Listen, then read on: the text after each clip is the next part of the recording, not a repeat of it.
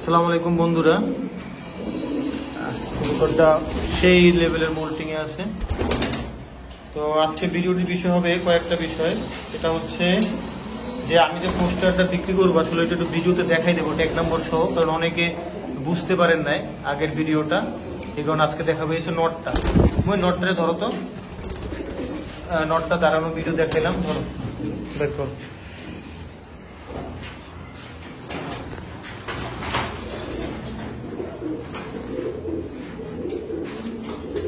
আলো কোন সাইড আছে? এটা হচ্ছে লিমিটেড ক্লাবের ট্যাগ পরানো। কত সালের? হ্যাঁ, 23 সালের গুলো। চোখটা দেখাও। এটা আসলে রেসের সময় একজন ধরছিল, তো ওনার কাছ থেকে আমি এবার কিনে আনছিলাম। এটা যার কবুতরই হোক, অবশ্যই তো এটার বংশ পরিচয় বা পিডিগ্রি আছে। এখন আসলে ক্লাবেরই বন্ধ, পাসওয়ার্ড ছাড়া দেখা যায় না, এই কারণে দেখতে পারতেছি না কার কবুতর। এর কিন্তু এটা মারাত্মক একটা মোল্টিংয়ে আছে। এটা হচ্ছে নর কবুতরটা। আর একটা বিষয় বলি, ওর ফেদার কয় ফেদার আছে। তো রিসেন্টলি একজন আমার কাছ থেকে একটা নন নিছেন, 8 ফেদার আছে, নন নিছেন। তো উনি ভিডিওতে বললো, ভাই ভিডিওতে দেখলাম 5 পর, এটা 7 পর কেন? তো এই কোশ্চেনটার অ্যান্সারটা হলো যে যখন এই কবুতর মোল্টিংয়ে থাকে, দেখো তো ফেদারটি করো, তখন 1 থেকে যে 7 নাম্বার ফেদারগুলা, এই ফেদারগুলো খুব দ্রুত পড়ে, 4 দিন 5 দিনের মাথায় করে করে পড়ে। আর লাস্টের ফেদারগুলো 10 থেকে 14 দিন সময় নেয় যখন মোল্টিংয়ে থাকে। বাট যখন কবুতর ফ্লাইংয়ে থাকে অথবা ইসে থাকে, মাটিটা বের করো, রেস্টে থাকে, ব্রিডিংয়ে থাকে, তখন কবুতরের ফেদার এত বেশি একটা পড়ে না। এই হচ্ছে একটা পেয়ার, ওরা ডিম নিয়ে আসে, ওদের জোড়া বাচ্চা ফুটছে।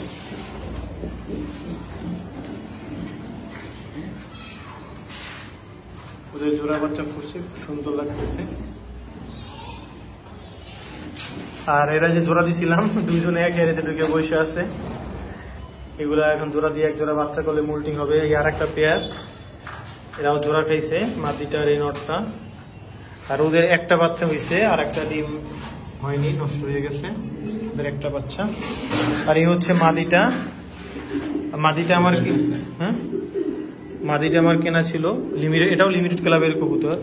ট্যাগটা দেখো, এই মাদিটা খুব সুন্দর।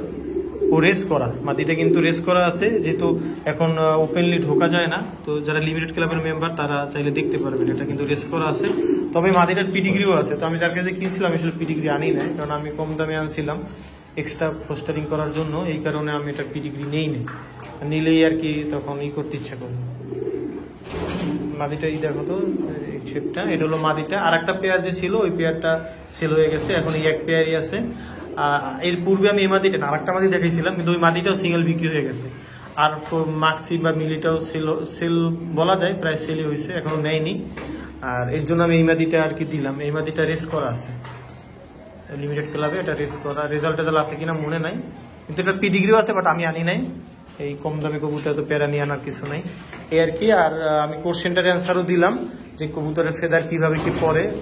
আবার যখন এই বাচ্চা অবস্থায় কিন্তু ফেদার দ্রুত পড়ে, এই যখন এই বাচ্চা অবস্থায় থাকবে, বাপ মা থেকে আলাদা করার পরে, এই যে দেখেন আমরা অনেক ছোট বাচ্চা আলাদা করি। এই যে এটা আর একটা কোশ্চেন বলবো, যে এক ভাইকে মুইন আগে বাচ্চার ভিডিও দিছিল, তো তখন দেখছিল হাড়িতে ছোট, তো 15-20 দিন পরে বাচ্চা আলাদা, তো বললে এত ছোট বাচ্চা তো তাড়াতাড়ি আলাদা হয় কিভাবে। দেখেন আমরা কত ছোট বাচ্চা আলাদা করি। যারা কন্টিনিউ আমার ভিডিও দেখেন, 2-3 দিন আগেও কিন্তু দেখছেন, এইখানে 3টা বাচ্চা খাওয়াচ্ছিল একটা নর, এইখানে একটা বাচ্চা, যে বাচ্চাটা আমাকে ঠুকরাইতো নটটা, তার 2টা বাচ্চা ছিল, এই 2টা বাচ্চাও কিন্তু এখানে আলাদা করে দিছি। তো বাচ্চা আসলে যদি ভালো মতন যত্ন নেওয়া হয়, এই খাবারের মান দেখাই, যদি কোয়ালিটিফুল খাবার দেওয়া হয়, বাচ্চা খুব দ্রুত গ্রোথ হয়। হ্যাঁ, বাচ্চার গ্রোথ খুব দ্রুত হবে এবং পরিপুষ্ট হবে। আর যদি খাবারের মান ভালো না থাকে, গ্রিটের মান ভালো না থাকে, তখন বাচ্চার শরীরে বড় হয়। এই দেখেন একটা বাচ্চার শরীরে কোনো ধরনের গোটা নাই, পক্স নাই, হ্যাঁ, খুব ফ্রেশ। তো বাচ্চা এভাবে যদি সুস্থ সবল ফ্রেশ করা যায়, সে বাচ্চাগুলো খুব দ্রুত হেলদি হয় এবং বড় হয়। তো এখন মাত্র 5 পেয়ার আছে, এগুলো সবই হচ্ছে আসলে ক্রুজে যাচ্ছে না বা মোল্টিংয়ে যাচ্ছে না, এই কারণে এগুলাকে আমি বসাই দিছি, এক পেয়ার করে বাচ্চা করে এগুলোকে আলাদা করে দেবো। ও বাচ্চাকে খাওয়াচ্ছে। এটা হচ্ছে আমার মাইটি টেলে ডাইরেক্ট ছিলে, নটটা আমার খুব ভালো লাগে, ওর একজোড়া বাচ্চাই ফুটছে মাশাআল্লাহ, এই আর কি। আর এই যে খাঁচাটা একটু ফাঁক করে দিলাম, যাতে বৃষ্টির পানিটা একটু সরাসরি মানে খাঁচার ভিতরে না ঢুকে এই পাশ থেকে একটু ফাঁক করে দিচ্ছি। তো মোল্ডিং এর সময় একটু এভাবে ফাঁকটা করে দিতে পারেন, সেক্ষেত্রে একটু ময়লা আবর্জনা নিচে পাশে কম জমবে এই আর কি। তো মোটামুটি কবুতর এইগুলো আমার স্টকের নরগুলো এই কটাই। ম্যাক্সিমাম কবুতরই মোল্টিংয়ে আসছে, কিছু কবুতরে মোল্টিং হয়ে গেছে, ওগুলোর মোল্টিং নাই। এখানে আমি 4টা নর সিলেকশন করছি, 4টা নরের মোল্টিং নাই, কিন্তু মোল্টিং নাই কিন্তু মাদি নাই। মাদি ম্যাক্সিমাম সবই মোল্টিংয়ে, ম্যাক্সিমামই মোল্টিংয়ে, বা কারো বডি মোল্টিং চলতেছে, কারো গলায়, কারো নাকে, মাদি ম্যাক্সিমাম মোল্টিংয়ে। মাদি আর নাই, থাকলে সেটারও জোড়া বসাই দিতাম। যেমন এইখানে আমি কয়েকটা জোড়া বসাইছিলাম, এইখানে একটা, তারপরে এইখানে একটা ছিল, এক জোড়া বাচ্চা করে আলাদা করছে, ওগুলো সবই মাশাআল্লাহ মোল্টিং শুরু হয়ে গেছে। তো এর কি শর্টকাট এটা ভিডিও করলাম, আপনাদেরকে আমি 2টা প্রশ্নের অ্যান্সার দিলাম, ফেদার বিষয়ক আর বাচ্চার গ্রোথ বিষয়। আর বাচ্চা বাচ্চা আলাদা করার নিয়ম, আমি বাচ্চা সাধারণত বিদেশিদের দেখছি আর্টিকেল, ওরা সাধারণত 23 to 20 দিন বয়সী বাচ্চা আলাদা করে। তো আমিও চেষ্টা করি সেটা, আমি 23 থেকে 25 দিন বয়সী বাচ্চা আলাদা করে দিই। এবং দেখেন বাচ্চা কিন্তু একা একা খাই। এই বাচ্চাটা মুইন আজকে সকালে আলাদা করছে দেখে একটু কোথায় কেটাই আছে, কিন্তু এটা কোনো সমস্যা নেই, ও যে খাবার খাচ্ছে কালকে ও একদম ফিট হয়ে যাবে, সুন্দর নাদর সুন্দর হয়ে যাবে। তো এই যে দেখেন এটার লেজ কত ছোট, এই বাচ্চাটার লেজ কত ছোট, এই টাইমে আসলে বাচ্চা